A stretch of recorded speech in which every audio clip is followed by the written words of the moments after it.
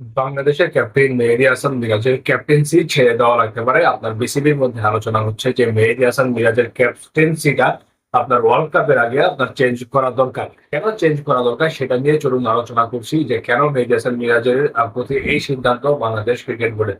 First of all, টিমের প্রতি তার আর কোনো কন্ট্রোল নেই। টিমের মধ্যে তার কথা কেউ শোনে না, মানে কন্ট্রোল নেই মানে কি, তার কথা কেউ শোনে না। টিমের মধ্যে আপনার গ্রুপিং শুরু হয়েছে, আপনার সম্ভবত ২-৩টা গ্রুপিং শুরু হয়েছে টিমের মধ্যে। সেই গ্রুপিং এর কারণে কিন্তু মেহেদী হাসান মিরাজ আপনার সে আর ক্যাপ্টেন থাকছে না সেই গ্রুপিং এর কারণে। দ্বিতীয় কথা হচ্ছে মেহেদী হাসান মিরাজের পারফরমেন্স।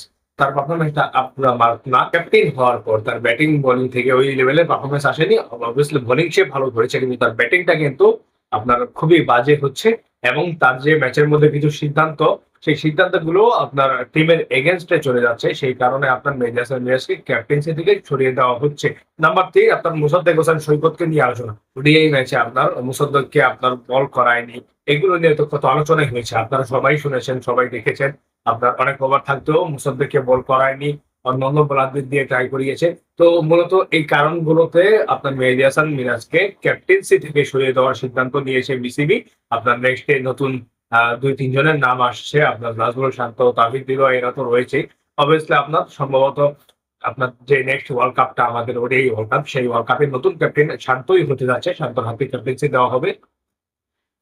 কারণ শান্তকে আপনার আগের আগের বোর্ড, আগের বিসিবি তারা যেভাবে ক্যাপ্টেন্সি থেকে সরিয়ে দিয়েছে, শান্ত কিন্তু অবভিয়াস চয়েস ছিল ক্যাপ্টেন হিসেবে, ভালো করছিল। কিন্তু তাকে ক্যাপ্টেন্সি থেকে সরিয়ে দেওয়া হয়েছে আগের বোর্ডের সিদ্ধান্ত। আমার মনে হয় এখন সেটা ওভারটার্ন করে আপনার তামিম ইকবাল শান্তকে ক্যাপ্টেন্সি করবে এবং মেহেদী হাসান মিরাজের মূলত টিমের মধ্যে কন্ট্রোল হয়। সেই কন্ট্রোলটা না থাকার কারণে মিরাজ আপনার বাদ পড়ছে ক্যাপ্টেন থেকে। এখনো পর্যন্ত যত আলোচনা হচ্ছে, আপনার মিটিং টিটিং হবে, তারপরে বোঝা যাবে যে আপনার বাংলাদেশের নতুন ক্যাপ্টেন কে। এই হচ্ছে আপনার আলোচনা। আপনারা কি মনে করছেন, এই সিদ্ধান্ত আপনারা কিভাবে দেখছেন? মেহেদী হাসান মিরাজ কি ক্যাপ্টেন থাকার যোগ্য ছিল কিনা? আপনারা চাইলে আপনাদের মন্তব্য মতামত কমেন্ট বক্সে জানিয়ে দিতে পারেন। ভালো থাকবেন, সুস্থ থাকবেন, ধন্যবাদ।